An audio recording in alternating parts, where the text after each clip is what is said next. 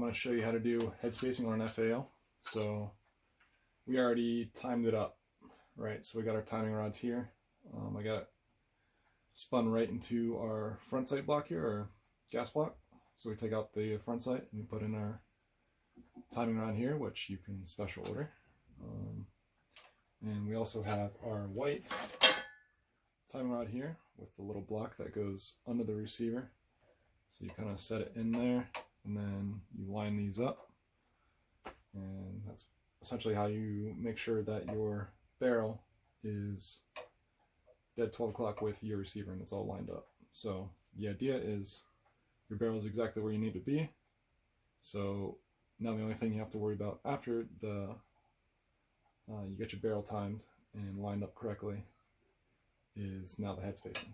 So I have a 308 go gauge in here, and I have my pins set out, which I already kind of know what I need right now, but I'm just going to show you how I got to this point. So I was working down from like 264, which is what I had my last FAL build on, but I have my Vermont gauge 0.258 pin gauge here.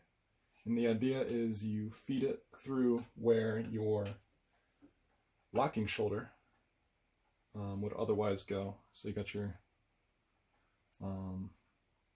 boot on this side, and then it feeds on that side, but you got your cylindrical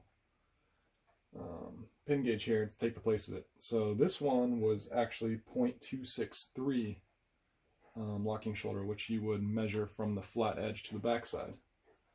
And the idea behind an FAL bolt is that it rides over and it drops in and right behind that flat surface. So if you can see it, flat surface here, spin it to the right way, flat surface, and that's went into the rifle, right? Now flat side's over here, the bolt rides over and cams down into position. So the idea is it's 0.263 from this side to this side, but the idea with these pin gauges is supposed to take that place of finding out exactly where that bolt comfortably drops into place. So unfortunately, the 263 we had with this kit, I tested a 262 gauge and that was not even close to closing in on the 262 gauge, so we kept dropping down. And I'll show you what's going on with the 258 gauge. Alright, so we just feed it right through. It's pretty simple, just kind of hold it there.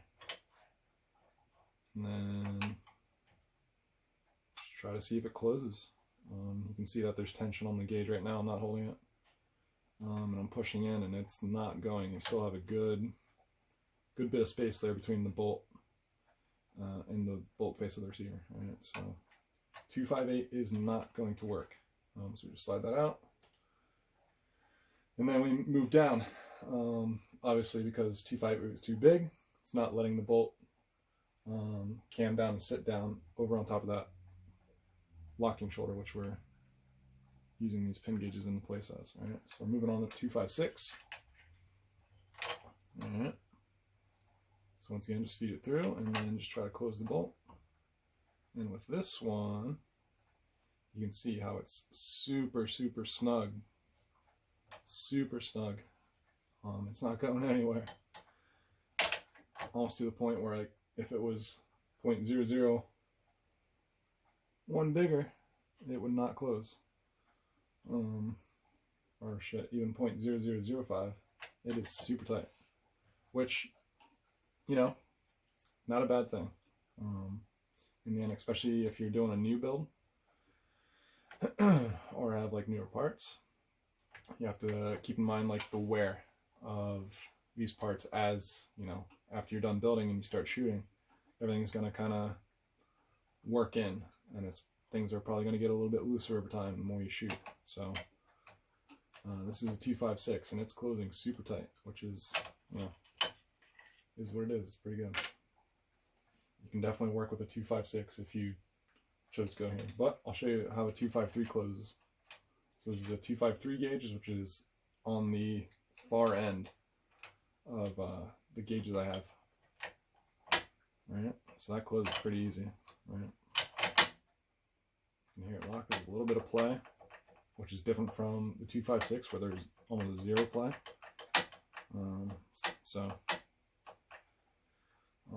Which kind of leads me to want to put in a 256 locking shoulder here. I don't exactly like that amount of play.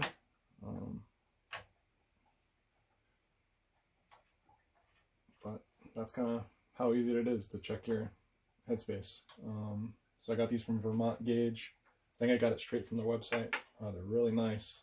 About as really good as you can do. Just keep them in good shape and you can use them for a long time. I'm looking at it now. I've never used this 253 until now. And it looks really good. Like when I was just, you know, sliding it over top. Doesn't look like it touched it at all. So that's it. There's your 308 go gauge in here. And obviously you want to check the no gauge as well. No go gauge as well. So there you go. That's it.